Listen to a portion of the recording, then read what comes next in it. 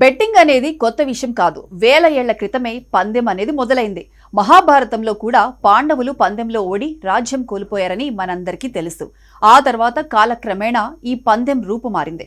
ముందు జూదం రూపంలో ఉండేది. తర్వాత బుకీలు వచ్చారు. తర్వాత స్పోర్ట్స్ మీద పందెం పెట్టడం మొదలైంది. ఒకప్పుడు బెట్టింగ్స్ అంటే క్యాసినోలు, జూదశాలలు లేదా బుకీలతో జరిగేవి. కానీ టెక్నాలజీ పెరగడంతో అది మొబైల్లోకి వచ్చేసింది. ఇంటర్నెట్ తక్కువ ధరకే దొరకటం, స్మార్ట్ ఫోన్లు అందరికీ రావడం వల్ల ఈ బెట్టింగ్ యాప్స్ చాలా వేగంగా వ్యాప్తి చెందుతున్నాయి. మొదట చిన్న చిన్న వెబ్సైట్లు వచ్చాయి.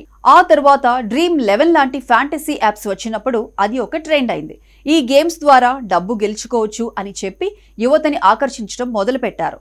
ఈ యాప్స్ మొదట్లో చాలా ఈజీగా అనిపిస్తాయి. 50 రూపాయలు పెట్టి 100 రూపాయలు గెలిచినట్లుగా చూపిస్తాయి.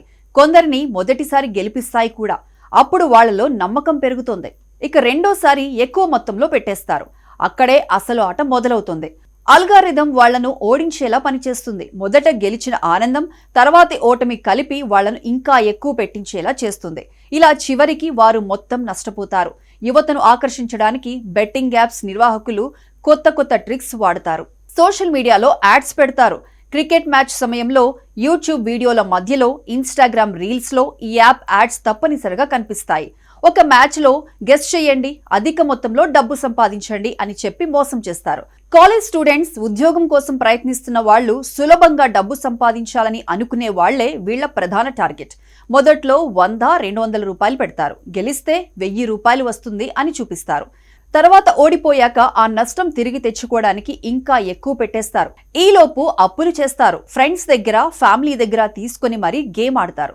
చివరికి ఆర్థిక ఇబ్బందుల్లో పడిపోతారు. ఈ యాప్స్ వల్ల ఎన్ని కుటుంబాలు నాశనమయ్యాయో లెక్కకే లేదు. కొంతమంది పెద్ద మొత్తంలో నష్టపోయి ఆత్మహత్యలకు కూడా పాల్పడ్డారు. వార్తల్లో ఎప్పటికప్పుడు వస్తూనే ఉంటాయి. అప్పుల ఒత్తిడిని తట్టుకోలేక బంధువుల ముందు సిగ్గుపడతామనే భావనతో చాలా మంది ప్రాణాలు కోల్పోయారు. ఇలా జనాలను మోసం చేసే ఈ బెట్టింగ్ యాప్స్ నిర్వాహకులు ఎంత సంపాదిస్తున్నారో తెలుసా?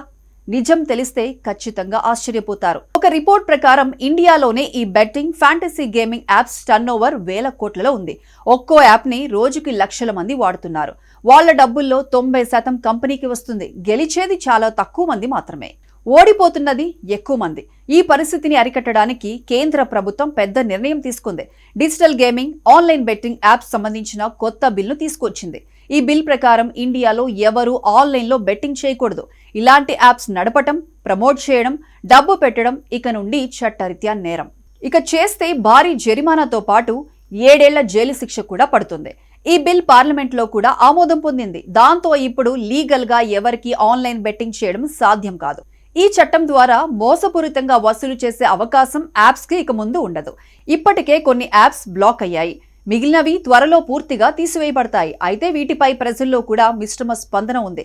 కొందరు ఇది స్కిల్ గేమ్ అని అనుకుంటున్నారు. ఉదాహరణకు క్రికెట్ ఫ్యాంటసీ లీగ్ లో స్కిల్ వాడి డబ్బు గెలుస్తున్నామని చెప్పేవాళ్లు కూడా ఉన్నారు. కానీ ఎక్కువ శాతం ప్రజలు దీన్ని కొత్త రూపంలో ఉన్న జూదమే అని అంటున్నారు. ముఖ్యంగా తమ కుటుంబాలు ఈ యాప్స్ వల్ల ఇబ్బందులు పడిన వాళ్లు గట్టిగా వ్యతిరేకిస్తున్నారు. ఈ యాప్స్ యజమానులు మాత్రం తమదే కరెక్ట్ అని చెబుతున్నారు. వాళ్ల మాట ఏంటంటే, మేము ప్లాట్ఫామ్ మాత్రమే ఇస్తున్నాం.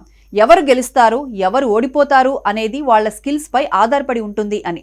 కానీ వాస్తవం ఏమిటంటే ఎక్కువ మంది ఓడిపోతున్నారు. యాప్స్ మాత్రం కోట్ల రూపాయలు సంపాదిస్తున్నాయి. ఇలాంటి పరిస్థితిలో మనం నేర్చుకోవాల్సింది ఏంటంటే, సులభంగా డబ్బు వస్తుందని చెప్పే చోట ఎప్పుడూ మోసం దాగి ఉంటుంది. జూదం రూపం మారింది కానీ ఫలితం మాత్రం అదే. అప్పట్లో పాండవులు అన్నీ కోల్పోయినట్లే ఇవాళ మన యువత కూడా అన్నీ కోల్పోతున్నారు. సమయం, డబ్బు, ప్రశాంతతతో పాటు చివరికి ప్రాణాలు కూడా.